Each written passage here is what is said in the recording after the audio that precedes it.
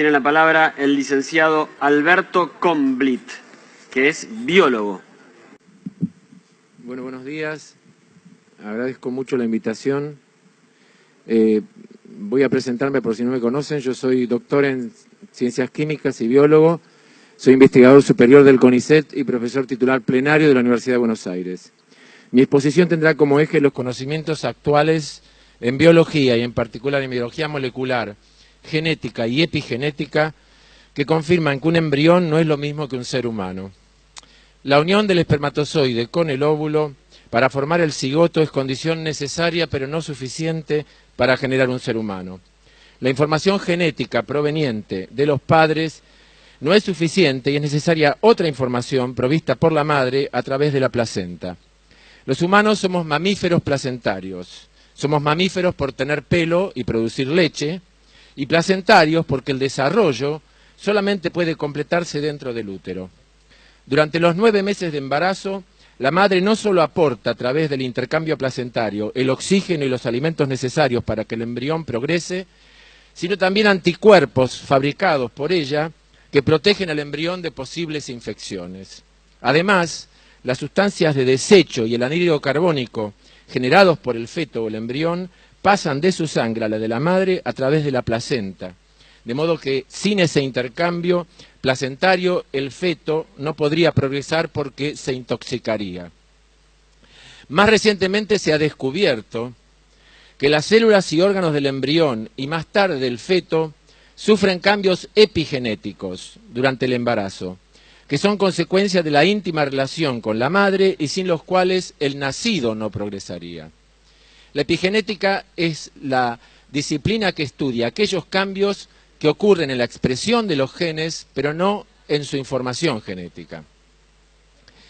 Cabe destacar que nadie ha logrado hasta el presente en ningún laboratorio llegar un embrión de mamífero ni humano a término fuera del útero de una madre. Todo esto indica que el embrión y el feto no son seres independientes de la madre, sino que hasta el nacimiento son casi como un órgano de la misma. Para la mayor parte de las legislaciones, incluso de los países donde está penalizado el aborto, la persona humana comienza con el nacimiento con vida, es decir, cuando el bebé se separa completamente de la madre. Establecen que si el embarazo se interrumpe en forma natural o provocada, antes del nacimiento, la persona se dará por no haber existido nunca jamás. No hay conflicto, entonces, entre el concepto de persona y el concepto de embrión o feto. Incluso no hay conflicto en concederle derechos suspensivos al embrión, los cuales se hacen efectivos al nacer con vida. Donde hay conflicto es en lo que algunos califican como vida humana. Un concepto que, como veremos, no tiene definición taxativa y responde más a creencias que a hechos. La biología no define vida humana, sino que define vida. La vida es la forma particular de organización de la materia que cumple con 2 condiciones esenciales: reproducción y metabolismo.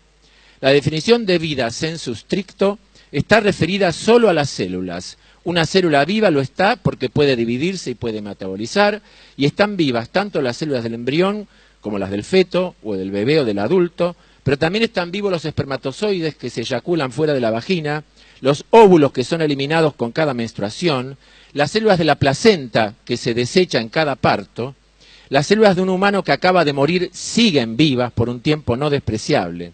Y al respecto cabe preguntarse por qué para algunos es aceptable concebir que después de la muerte legal de una persona definida en función del cese de la actividad cerebral o del latido del corazón, se admite que sus células sigan vivas por un tiempo y resulta para esas mismas personas difícil concebir que un embrión humano está formado por células vivas, pero todavía no es un ser humano.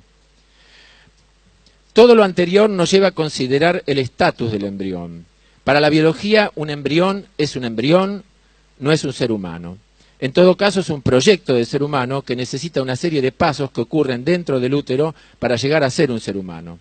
El concepto de vida humana es una convención arbitraria que responde a acuerdos sociales, jurídicos o religiosos, pero que escapa al rigor del conocimiento científico. Esta divergencia de criterios lleva a la dificultad de ponerse de acuerdo sobre el estatus del embrión. Pero deberíamos ponernos de acuerdo en que no es un ser humano y que por lo tanto no sería un crimen interrumpir el embarazo prematuramente. Prueba de ello, y esto se ha mencionado varias veces, es que la pena por practicar un aborto es mucho menor que la pena por matar a una persona y en definitiva está indefenso esa supuesta persona.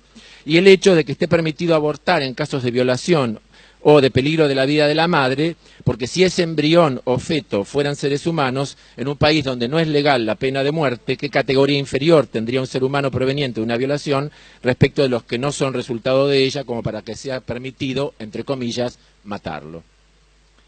Resulta interesante recurrir a la definición de aborto que figura en la 6ª edición de un diccionario de genética de Kingsley Stanfield de 2002. Las dos acepciones son aborto, la expulsión de un feto humano del útero por causas naturales, antes de que sea capaz de sobrevivir independientemente, y la segunda acepción es la terminación deliberada de un embarazo humano, muy a menudo realizada durante las primeras 28 semanas de embarazo. Como se ve, en ninguna de las dos acepciones se menciona la vida humana ni la palabra matar u homicidio. Un minuto. Todo lo dicho no implica que no se deba proteger a la mujer embarazada y a su embrión. Pero la mujer embarazada tiene que tener la opción y el derecho de interrumpir el embarazo prematuramente. De lo contrario, se convierte en una especie de esclava de su embrión a causa de convenciones sociales o religiosas que no se condicen con la gradualidad del desarrollo intrauterino. Por eso los legisladores deben pensar en la cantidad de mujeres que por hacerse abortos en lugares inadecuados tienen infecciones, en la cantidad de adolescentes que por no abortar tienen que llevar un embarazo a término y criar un bebé cuando todavía son niñas, o darlo en adopción en condiciones muchas veces ilegales. En la cantidad de genetistas que hacen diagnóstico prenatal, detectan que el embrión va a nacer con una enfermedad no curable y se lavan las manos al no garantizar la opción de la interrupción del embarazo. En la cantidad de situaciones en las que se sabe que el embrión va a nacer mal y aún sin un diagnóstico genético.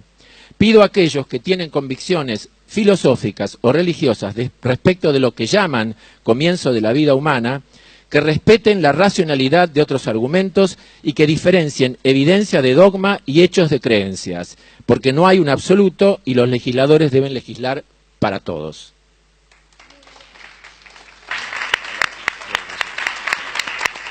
Muchas gracias, Alberto.